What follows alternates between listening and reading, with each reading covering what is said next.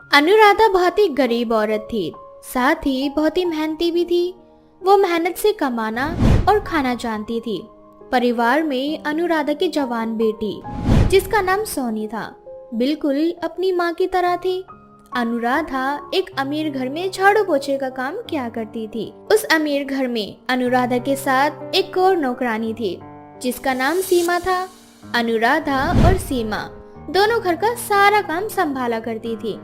ऐसे ही एक दिन घर की मालकिन जानकी देवी, जो कि अपने कमरे में अपने कुछ कीमती जेवर संभाल कर तिजोरी में रखकर चाबी अपने तकिए के नीचे रख देती है। जानकी की नौकरानी सीमा यह सब कुछ देख ही रही होती है। उसके मन में इतने सारे कीमती जेवर देखकर लालच आ जाता है और वो जानकी के बाहर आते ही उसके कमरे में जाती है और उसके तकिए के नीचे से चाबी निकालकर तिजोरी खोलकर कुछ जेवर चुरा लेती है। तभी वहाँ अनुराधा आती है और अनुराधा उसे चोरी करते हुए देख लेती है और उससे कहती है, ये सब क्या कर रही हो तुम सीमा? मालकिन के साथ गद्दारी? अरे उन्होंने कभी भी हमें नौकर नहीं समझा और तुम उनके साथ ही क्या कर रही हो? कितने भरोसे से वो अपना घर हमारे ऊपर छोड़ देती है। चुपचाप जेवर जहाँ था वहाँ रख दो, वरना मैं मालकिन को सारी बातें बता दूंगी। देख, मेरा दिमाग खराब मत कर, मेरा रास्ता मत काट काली बिल्ली की तरह। तुझे बड़ा शौक है ना तेरी ईमानदारी से काम करने का, तो तू कर। मैं ये जेवर लेकर ये गांव छोड़कर हमेशा हमेशा के लिए कहीं चली जाऊंगी। और मेरी बात मान तो तू भी कुछ जेवर चुरा ले और तू भी चल। क्या रखा है ऐसी नौकरों वाली जिंदगी में? लेकिन चोरी करना तो भी गलत है ना, किसी का भरोसा तोड़ना उससे भी ज्यादा गलत। मैं मालकिन को जा रही हूँ बताने। अनुराधा के बताने से पहले ही सीमा वो जेवर अनुराधा के हाथ में थमा देती है और जोर जोर से चिल्लाकर मालकिन को वहां बुलाती है और चोरी का सारा इल्जाम अनुराधा के ऊपर लगाते हुए उससे कहती है, मालकिन, अनुराधा ने आपकी तिजोरी से चोरी की है और ये जेवर लेकर ये आपके घर से भागने वाली थी। उससे पहले ही मैंने आपको इसकी सारी काली करतूतों के बारे में बता दिया। ये सब क्या है अनुराधा? तुम तो हमारी सबसे भरोसेमंद नौकरानी थी और हमने तुम्हें नौकरानी नहीं बल्कि इस घर का हिस्सा समझा, लेकिन फिर भी तुमने ये सब किया, मेरे भरोसे को तोड़ा। ऐसी क्या मजबूरी थी तुम्हारी जो तुम्हें ये सब करना पड़ा? अगर पैसे की जरूरत थी तो मुझसे एक बार कह देती, मैं तुम्हें पैसे दे देती। मालकिन, आपको लगता है कि मेरा ईमान इतना कमजोर है कि मैं ये सब करूंगी? चोरी दरअसल सीमा ने की है और जब मैंने इसे रोका तो इसने सारा जेवर मेरे हाथ में रख दिया और आपको सारी झूठी कहानी सुनाने लगी। मालकिन ये झूठ बोल रही है। आपको लगता है कि मैं चोरी करूंगी? आज तक मैंने कभी कोई चोरी नहीं करी। मेहनत से ईमानदारी से कमाना जानती हूँ, लेकिन इतना गलत काम कभी नहीं किया। ये मुझ पर झूठा झूठा इल्जाम लगा रही है मालकिन। मालकिन, मैं अपनी बेटी की कसम खाती हूँ, उसके अलावा मेरा इस दुनिया में कोई नहीं है। मैंने चोरी नहीं की। जानकी बहुत ज्यादा असमंजस में पड़ जाती है और तभी जानकी कहती है, चिंता मत करो तुम दोनों, मेरे कमरे में सीसीटीवी लगा हुआ है। सब कुछ दूध का दूध और पानी का पानी हो जाएगा कि किसने चोरी की है और किसने नहीं। ये सुनते ही सीमा की हालत बहुत ज्यादा खराब हो जाती है और वो रोते हुए जानकी को सारी सच्चाई बता देती है। जिसके बाद जानकी सीमा से कहती है, मैं तुम्हें पुलिस के हवाले तो नहीं करूंगी, लेकिन तुम कल से यहाँ पर काम पर नहीं आओगे। तुमने मेरा भरोसा तोड़ा है और अनुराधा के साथ जो तुमने किया है वो मैं कभी नहीं भूल सकती। जानकी सीमा को काम पर से निकाल देती है। ऐसे ही अगले दिन अनुराधा की तबीयत खराब हो जाती है और अनुराधा अपने बदले सोनी को काम करने के लिए भेज देती है। सोनी जानकी के घर काम करने के लिए आ जाती है। बहुत ही स्वादिष्ट खाना भी बनाती है। वह खाना खाकर जानकी को बहुत अच्छा लगता है। सोनी बड़े ही साफ सफाई से घर का पूरा काम करती है। तभी अचानक जानकी के सर में दर्द होने लगता है। जानकी अपना सिर पकड़कर सोफे पर बैठ जाती है। ये देखकर सोनी जानकी के पास आती है और जानकी से कहती है, मालकिन, आपके सर में दर्द हो रहा है तो मैं आपके सर में मालिश कर दूं? मैं बहुत अच्छी मालिश करती हूँ, मुझे मेरी माँ ने सिखाया है। हाँ बेटा जरूर, मैं भी तो देखना चाहती हूँ कि तेरी माँ ने तुझे और क्या क्या सिखाया है। रुकिए, मैं अभी तेल लेकर आती हूँ। सोनी तेल लगाकर जानकी के सिर की मालिश करना शुरू कर देती है। सोनी द्वारा किए गए चंपी से जानकी को बड़ा ही आनंद आ रहा होता है। चंपी करवाते करवाते जानकी की आंख लग जाती है और वो सो जाती है। थोड़ी देर बाद जब जानकी की आंख खुलती है, वो सोनी को खुद के पास ही पाती है। सोनी भी जानकी के पैरों के पास ही सो जाती है। तभी जानकी सोनी को उठाते हुए उससे बोलती है, सोनी बेटा बहुत देर हो चुकी है, अब तुझे घर जाना चाहिए और घर जाके अपनी माँ से कहना कि मुझे तेरी माँ से बात करनी है, वो मुझे फोन कर ले या फिर मेरे फोन का वेट करे वो। थोड़ी देर बाद सोनी अपने घर के लिए चली जाती है। घर जाने के बाद वो अपनी माँ को सारी बात बताती है। तभी जानकी का फोन अनुराधा के पास आता है। जानकी अनुराधा से कहती है, अनुराधा, कल से तुम्हें या फिर तुम्हारी बेटी को मेरे घर पर साफ सफाई करने की कोई जरूरत नहीं है। क्या हुआ मालकिन, मुझसे कोई भूल हो गई क्या, या फिर मेरी बेटी सोनी से कोई भूल हो गई है? मालकिन हम पर इतना बड़ा जुल्म मत करो, हमें अगर आपने काम से निकाल दिया तो हम क्या करेंगे? इस गरीबी में अपनी जवान बेटी को शादी के सपने के लिए कहाँ कहाँ लेकर भटकूंगी और मेहनत करूंगी। अरे मेरी बात तो सुन लो, कल मैं तुम्हारे घर आती हूँ और तुम्हें बताती हूँ कि आखिर में बात क्या है। रात भर अनुराधा और सोनी को नींद नहीं आती। उन दोनों को चिंता सताने लगती है कि आखिर ऐसी क्या बात हो गई जिससे जानकी उन्हें काम पर से आने से मना कर रही है। अगले दिन जानकी अपने बेटे मोहन का रिश्ता लेकर अनुराधा और सोनी के घर जाती है और अनुराधा से उसकी गरीब बेटी का हाथ मांगते हुए उसे कहती है, अनुराधा, अब मेरी समधन मेरे ही घर में आके साफ सफाई का काम करेगी तो अच्छा थोड़ी लगेगा। अब मैं तुम्हारे साथ रिश्तेदारी बनाना चाहती हूँ। मुझे तुम्हारी बेटी सोनी बहुत पसंद है। मेरा बेटा मोहन डॉक्टर है और उसे मेरी पसंद की ही लड़की चाहिए थी और मुझे तुम्हारी बेटी बहुत पसंद है। सर्वगुण संपन्न है तुम्हारी बेटी। लेकिन मालकिन, हमारी इतनी औकात नहीं है कि हम आपके साथ रिश्ता जोड़े। मैं गरीब कहाँ से अपनी बेटिया की शादी आपके बेटे से कर पाऊंगी? उसकी चिंता तुम मत करो, बस अपनी बेटी को एक जोड़े में विदा कर देना। बाकी सारा अरेंजमेंट मैं खुद कर लूंगी। भगवान का दिया हुआ सब कुछ है मेरे पास, किसी भी चीज की कोई कमी नहीं है। बस मुझे ऐसे रिश्तेदार चाहिए जो दिल से और मन से बहुत अच्छे और सच्चे हो। मुझे तुम्हारी बेटी और तुम बहुत अच्छे लगते हो। लेकिन मालकिन, मैं बहुत गरीब हूँ। पूरा समाज आपके ऊपर हंसेगा कि आपने गरीब लोगों के साथ रिश्तेदारी जोड़ी है। मैं नहीं चाहती कि आपका मजाक बने हमारी वजह से मालकिन। अनुराधा, तुम कौन से समय में जी रही हो? आज के समय में कौन उन 4 लोगों के बारे में सोचता है? और तुम जिन 4 लोगों की बातें कर रही हो या फिर जिस समाज की बातें कर रही हो, वो समाज क्या करेगा? ज्यादा से ज्यादा हमारे पीठ पीछे हमारी चुगलियां करेंगे। हमारे सामने बोलने की हिम्मत तो होती नहीं है इन लोगों की।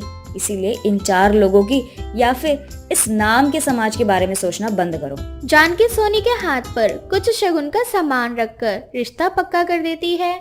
ऐसे ही कुछ दिन बीत जाते हैं।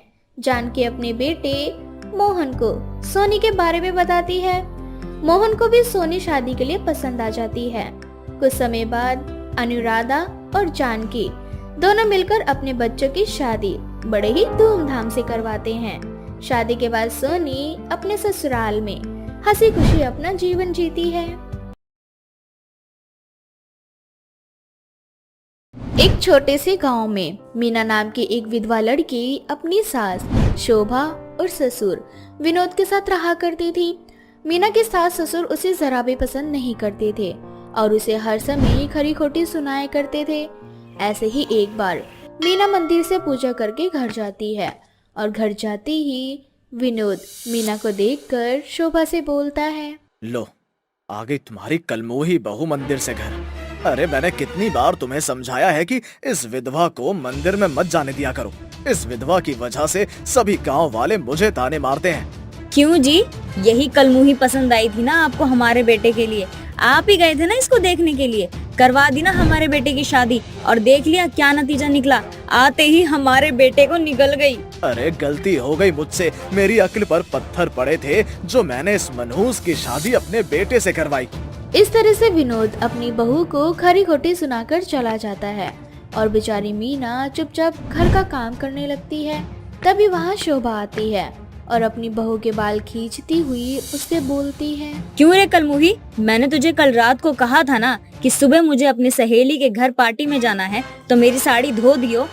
पर माँ जी, मैंने तो आपकी साड़ी धो दी थी और वो तो बाहर तार पर ही रखी होगी ना। अरे वो तो मुझे भी दिखाई दे रहा है कि तार पे मेरी गीली साड़ी रखी है। अगर तूने उसे समय से उतार के प्रेस करके सुखा दिया होता तो आज मैं अपनी सहेली के घर पे होती। आज तेरी वजह से मैं अपनी सहेली के घर पार्टी में नहीं जा पाई। अब मैं तो तुझे इसकी सजा देकर ही रहूंगी। पर माँ जी, इसमें मेरी क्या गलती है? मुझे छोड़ दो। सारी गलती ना तेरी ही है, अब चल तो मेरे साथ। इस तरह से शोभा मीना को खींचते हुए बाहर ले जाती है और उसे पूरी तरह से गीला कर उससे बोलती है। जैसे पूरी रात मेरी साड़ी बाहर गीली तार पर टंगी रही थी ना, वैसे ही आज पूरे दिन और रात तो गीले कपड़ों में बाहर ही खड़ी रहेगी। यही तेरी सजा है। इतना बोलकर शोभा अंदर चली जाती है और तभी वहाँ से रमन नाम का एक व्यक्ति गुजर रहा होता है और जब वो भीगी मीना को देखता है तो उसे देखते ही उसके सर पर मीना को अपनाने का भूत सवार हो जाता है और वो घर जाकर अपने माँ बाप से बोलता है। माँ, आज मैंने एक विधवा लड़की को देखा, वो बहुत सुंदर थी, मुझे उसी से शादी करनी है।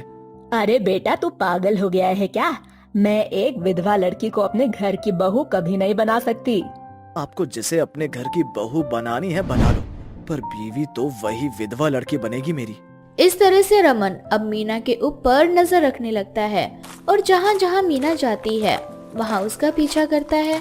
ऐसे ही कुछ दिन बीत जाते हैं और एक शाम को मीना बाजार से घर जा रही होती है तो रमन उसका रास्ता रोक लेता है।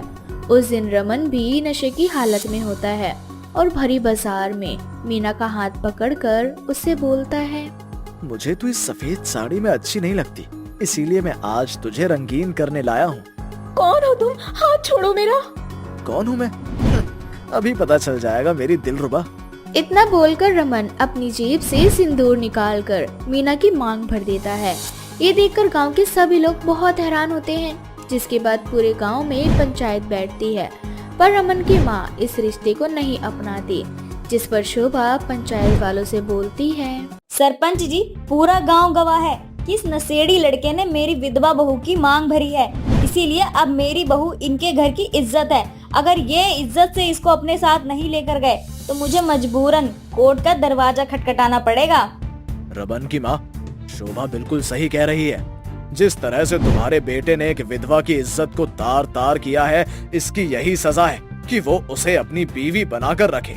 अगर आप लोगों ने ऐसा नहीं किया तो हमें इसके खिलाफ कोई सख्त कदम उठाना भी पड़ सकता है। अब ना चाहते हुए भी रमन की माँ को मीना को अपने घर की बहू बनाना पड़ता है, जहाँ रमन की माँ मजबूरी में मीना को अपने घर की बहू बनाकर लाती है। तो वहीं शोभा बहुत खुश होती है और अपने पति विनोद से बोलती है। अरे आज तो मैं बहुत खुश हूँ जी, आज मेरे सर से एक बला टल गई। क्या तुम खुश हो? अरे उस मीना की वजह से हमारी नाक कट गई और तुम खुश हो? अरे कोई नाक वाक नहीं कटी हमारी, और वैसे भी हम तो यही चाहते थे कि इस मनहूस से हमारा पीछा छूट सके। और मैंने क्या किया, मौके पे चौका मार दिया और उस लड़के ने नशे की हालत में हमारी विधवा बहू की मांग भर दी और मैंने पूरे होशो हवासों में रहकर अपनी विधवा बहू को उसके घर की इज्जत बना डाली। अरे वाह मेरी शोभा। इस तरह से शोभा के सर से उसकी विधवा बहू का बोझ खत्म हो जाता है। तो वहीं दूसरी ओर बेचारी मीना अपने नए ससुराल में आकर मन ही मन सोचती है। मीना, अब यही तेरी किस्मत है, जैसा भी है अब यही तेरा ससुराल है। शायद अब मेरी जिंदगी में भी बहुत जल्द खुशियाँ आ जाए और क्या पता रमन जी भी सुधर जाए। शायद वो मुझसे सच में बहुत प्यार करते हैं, तभी तो उन्होंने सबके सामने मेरी मांग भरी। मीना ये सोचकर बहुत खुश हो रही होती है कि अब उसकी जिंदगी में भी खुशियाँ होंगी। मीना ये सब कुछ सोच ही रही होती है कि तभी रमन एक लड़की के साथ कमरे में आता है और जब मीना इसका विरोध करती है तो रमन उसे खूब पीटता है और अपने कमरे से धक्के मारकर निकाल देता है। ये देखकर मीना फूट फूट कर रोने लगती है और तभी वहाँ रमन की माँ आती है जो मीना से बोलती है। अरे अब रो क्यों रही है? मुझे तो पहले से ही पता था मेरा बेटा तुझसे कोई प्यार व्यार नहीं करता। वो तो तू उसकी नजरों को भा गई थी, इसलिए उसने तेरी मांग भर दी। और एक बात याद रखना, तू इस घर की कोई बहू रानी नहीं है, वो तो पंचायत की वजह से हमें तुझे यहाँ रखना पड़ रहा है। तू इस घर में सिर्फ और सिर्फ एक नौकरानी है, तो इसीलिए तू हमेशा अपनी हद में रहना, समझी। इस तरह से रमन की माँ मीना को खरी खोटी सुनाकर वहाँ से चली जाती है। समय यूं ही बीत जाता है। अब रमन और उसकी माँ मीना पर खूब अत्याचार करते हैं। अत्याचार सह सह कर अब मीना अपनी जिंदगी से हार मान लेती है और अपने ऊपर हो रहे अत्याचार को अपनी जिंदगी बना लेती है और खुद से बोलती है, हे माता रानी, मुझसे ऐसी कौन सी गलती हुई थी जिसकी मुझे इतनी बड़ी सजा मिल रही है। जब मेरे पहले पति जिंदा थे, बस तब तक मुझे ससुराल का सुख मिला। उनके जाने के बाद मैंने सिर्फ और सिर्फ अत्याचार ही सहा, पहले विधवा बनकर और अब सुहागन बनकर। मीना अब इसी तरह से अपनी जिंदगी को कोसती और अपनी सास और पति के अत्याचारों को सहती रहती। ऐसे ही एक दिन मीना छत के किनारे खड़ी होकर कपड़े उतार रही होती है कि तभी रमन की माँ पीछे से आकर मीना को धक्का देने ही वाली होती है कि मीना वहाँ से हट जाती है और रमन की माँ नीचे गिर जाती है। ये देख मीना जल्दी से अपनी सास को हॉस्पिटल ले जाती है, जहाँ वो अपनी सास को अपना खून देती है और इस तरह से रमन की माँ की जान बच जाती है। पर जब रमन की माँ होश में आती है और उसे सच्चाई का पता चलता है तो उसे अपनी गलतियों का एहसास होता है और वो मीना से बोलती है, मैंने तुझ पर इतना अत्याचार किया, मेरे बेटे ने तुझ पर इतना अत्याचार किया, मैंने तुझे आज जान से मारने की कोशिश भी की और फिर भी तूने आज मेरी जान बचाई। माँ जी, वो कहते हैं ना, मारने वाले से बचाने वाला ज्यादा बड़ा होता है। अब आप आराम कीजिए, आपको आराम की जरूरत है। मीना के दयालुता देखकर रमन की माँ को खुद पर शर्मिंदगी महसूस होती है और वो दिल से मीना से माफी मांगती है। तो वहीं दूसरी ओर जब रमन को मीना के बारे में पता चलता है तो उसे भी अपनी गलतियों का एहसास होता है और जिसके बाद रमन अय्याशी करना और शराब पीना छोड़ देता है। जिसके बाद रमन और उसकी माँ दोनों ही मीना को दिल से अपना लेते हैं और इस तरह से मीना की जिंदगी में खुशी की सौगात आ जाती है। बंटी एक गरीब बच्चा था जो एक छोटे से घर में अपनी माँ के साथ रहा करता था। बंटी की माँ सीता अक्सर बीमार रहती थी क्योंकि वो अपना घर चलाने के लिए एक फैक्ट्री में काम किया करती थी। ऐसे ही एक दिन बंटी की माँ फैक्ट्री से घर आ जाती है और घर आते ही जोर जोर से खांसने लगती है और खांसते खांसते चक्कर खाकर जमीन पर गिर जाती है। अपनी माँ को बेहोश देख बंटी बहुत ज्यादा डर जाता है और अपनी माँ के मुंह पर पानी के छींटे मारते हुए उनसे बोलता है, माँ तुम्हें क्या हुआ? माँ होश में आओ माँ। अब सीता अपनी आंखें खोलती है और अपने सामने अपने डरे घबराए बच्चे को देख उसे दिलासा देते हुए उससे बोलती है, मैं बिल्कुल ठीक हूँ बेटा, तुम मेरी फिक्र मत करो। माँ, इस हफ्ते तीसरी बार तुम चक्कर खाकर बेहोश हुई हो। तुम डॉक्टर को क्यों नहीं दिखाती? तुम यहीं रुको, आज मैं खुद डॉक्टर को यहाँ बुलाकर लाऊंगा और उनसे कहूँगा कि वो तुम्हारा इलाज करे। बेटा, डॉक्टर तो यहाँ आ जाएंगे लेकिन वो मेरा इलाज नहीं कर पाएंगे क्योंकि डॉक्टर सिर्फ उन्हीं का इलाज करते हैं जिनके पास पैसा होता है और मैं गरीब कहाँ से डॉक्टर की फीस जमा कर पाऊंगी।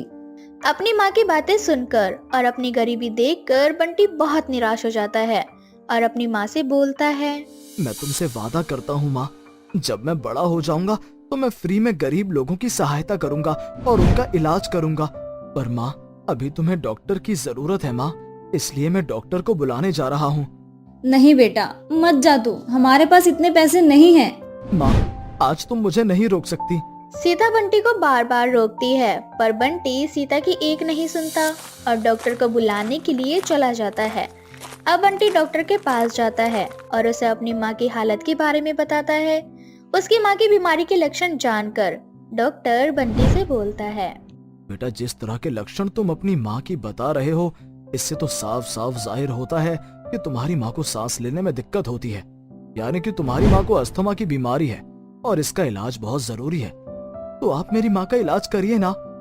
बेटा, मैं तुम्हारी माँ का इलाज घर पर नहीं कर सकता, इसके लिए तुम्हें अपनी माँ को हॉस्पिटल लाना होगा, साथ ही हॉस्पिटल की फीस भी भरनी होगी। कितनी फीस भरनी होगी डॉक्टर? यही कुछ 4-5 लाख रुपए। ये कितनी बड़ी रकम है डॉक्टर साहब, मैं नहीं जानता, क्योंकि हमारे पास तो इतने पैसे ही नहीं हैं और मेरी माँ के अलावा मेरा इस दुनिया में भी कोई नहीं है।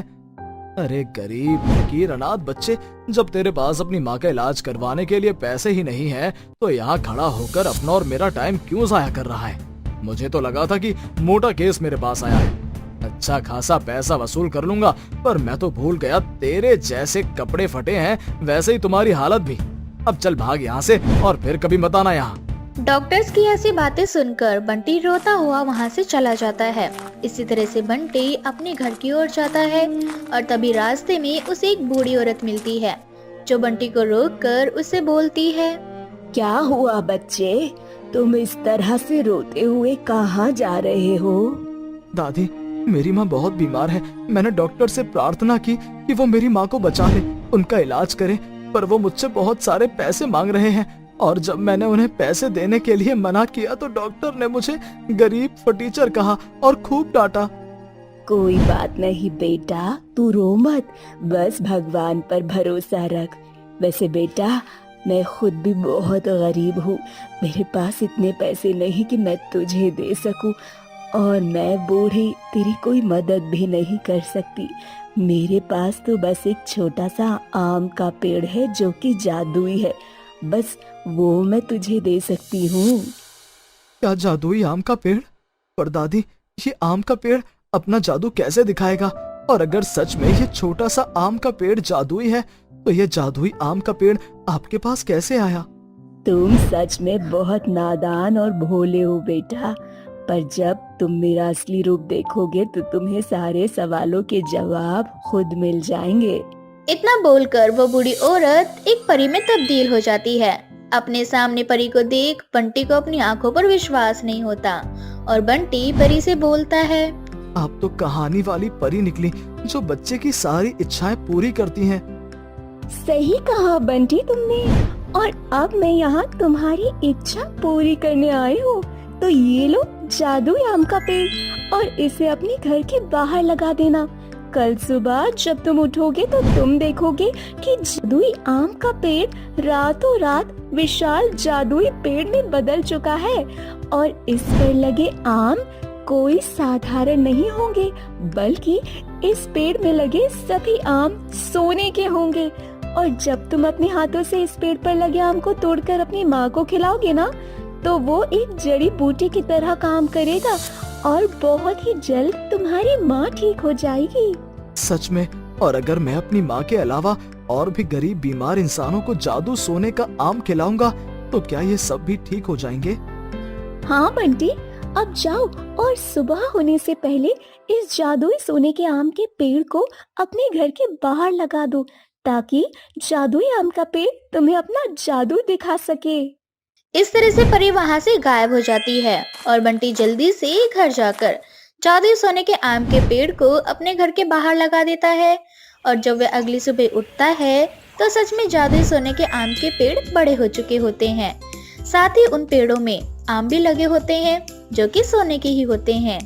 ये देखकर एक पल के लिए बंटी को अपनी आंखों पर विश्वास नहीं होता और वह अपनी माँ को ये दृश्य दिखाता है। ये दृश्य देख सीता बंटी से बोलती है, बंटी बेटा, ये तो सच में जादुई सोने के आम हैं, लेकिन हमारे घर के बाहर रातों रात सोने के आम के पेड़ कहाँ से आ गए?